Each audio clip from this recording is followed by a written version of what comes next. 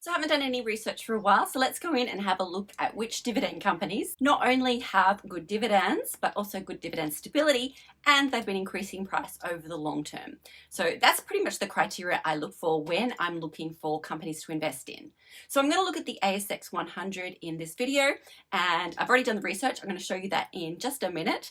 But we found 5 companies and 1 ETF that fit my criteria. Now, just to go over what my criteria is again for those that are unfamiliar, the very first thing I look for, since I'm a dividend investor, is a high dividend yield. And specifically, I'm looking for a dividend yield of 5% or higher. Now, luckily in Australia, that's not too difficult to do.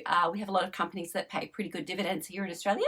So that's not a factor that's going to cause any problems. So generally in the sectors such as finance or real estate or materials, even some energy stocks have really good dividends. So 5% or more is the first criteria. But I also want those dividends to be consistently coming in each time that they pay. So if they're paying twice a year or 4 times a year, however often they pay, I want the dividends to be consistently coming in. I want them to be consistent not only when they're coming in each time each year, but also in the amounts that they come in. I want them to be fairly similar. They don't have to be exactly the same all the time, but as long as they're fairly similar so I can predict what my income is going to be, and preferably it's also great if they're growing over time as well.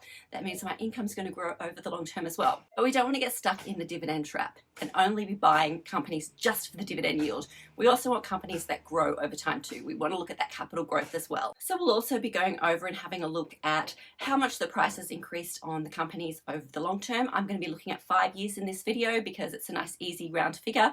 You could look at a longer time frame. 10 years is also a good time to look at. You just basically want to see that the price is going up over the long term. So the company is growing. Using shorter time frames doesn't usually work. If you're looking at 12 months or even less, you know that the market can be quite volatile and it's not really a good indicator on how that company is going to be doing over the long term, which is why I look at long-term growth over as opposed to short-term growth, which I'm not interested in. And the last thing we're going to look at in this video is just how much debt the company holds. This isn't always a deal breaker. Some companies actually thrive on carrying more debt because that means they can grow the company faster. But for me, as a dividend investor, I want to be assured that that income is going to come in consistently. And sometimes if there's high debt and something happens, say higher interest rates or a pandemic, the company will then hold the cash so that they can keep the company afloat, and then dividends can get reduced. And so that's not a risk I'm willing to take. So that's why I choose a company with low debt also. So let's jump into the computer. We'll do some research on some companies and I'll show you the 5 companies and the 1 ETF that fit my criteria and what to do next after you have that list. The first step is grabbing the ASX 100. I'm just going to get it from marketindex.com.au because they have the most up-to-date list. And I'm just going to copy and paste the 100 companies into a spreadsheet. I'll delete all of the data I don't want. I just want the stock code and the company name because all of the other information I'm going to put in myself. The columns I'm going to be looking for, I'm going to be looking for the dividend yield. I'm going to look and see if the dividends are stable or not. I'm going to look at the 5-year capital growth on that company. And lastly, I'm going to look at the debt to equity. I usually get the dividend yield from CommSec, but there's lots of different places that have the dividend yield. I'm just going to grab it from here just because it's easier. And I'm going to add it to my list. It's the first thing I'm going to look at, and I'll fill in all of the companies before I look at the other information. That only took me about half an hour. There are other ways to do it easier, but I just like doing it by hand. It's quite meditative. I put some music on. Now I'm just going to sort by the dividend yield highest to lowest so I can get those 5% and higher. Let's do capital growth before we do dividend stability because it's a nice, easy, fun one to do. One of the easiest ways to find the capital growth is just to go to Google and search up the stock code with ASX chart or whatever. Just chart can work sometimes as well. And I change the default to 5 years and it shows me at the top how much has increased over the last 5 years. Sometimes you'll see some really strange things within the companies, as you can see with Yancoal. Even though they've increased over 3,000% over the past 5 years, they didn't start growing until just before 2019.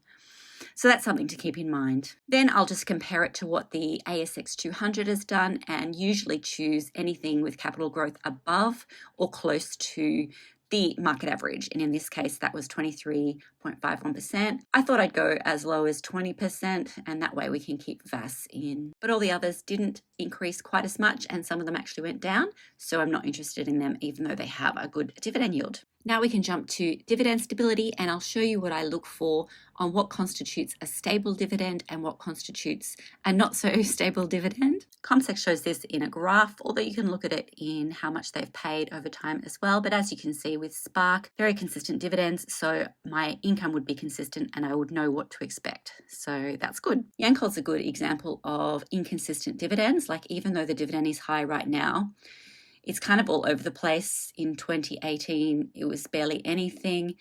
They didn't pay in 2021. So for someone who's an income investor, I can't rely on them for dividends. So that's a no. And finally, let's do debt to equity now. Debt to equity is usually in a percentage. I usually look for debt to equity under 80%. We had one that was over what I like for debt to equity, so that is out. And of course, our ETF VAS doesn't have debt to equity because it's a fund and it has a list of companies which all sorts of debt to equity, so it doesn't apply. So that's our list of the 5 companies and 1 ETF that fits all my criteria. We've got Fortescue Metals, Rio, BHP, Atlas Arteria, South 32, and Vanguard Australian Shares VAS. They all have a good dividend yield, good stability, they've all got capital growth, and low debt to equity. So those are the companies. What do you do next? What do you do with this list? Well, as you can see, it's quite materials heavy, so I certainly wouldn't be investing in all of these companies. Maybe pick 1 or 2 to put on your watch list and just keep an eye on it over the time. If you're seriously thinking in investing in any of these, I would then go in and have a closer look at each company and just see how it's structured. Just understand what the company does, just so you understand the company a bit more, so you know what you're investing in. They're all pretty solid companies. I actually have a couple of these in my portfolio already, but certainly don't jump straight in and buy them. Keep them on a watch list and just pick 1 or 2 that maybe fits your criteria. You don't want to have all materials in your portfolio anyway. Even though that they are quite high paying dividend companies, you do want to diversify not only the amount of companies that you have, but the companies of the different sectors that you have. That way you're covered in all sorts of different market conditions. Anyway, I hope you found this video useful. I'll do another one of these in the future because I actually quite like doing research. But I hope you found this one useful, and I'll see you in the next video. Take care. Happy investing. Bye.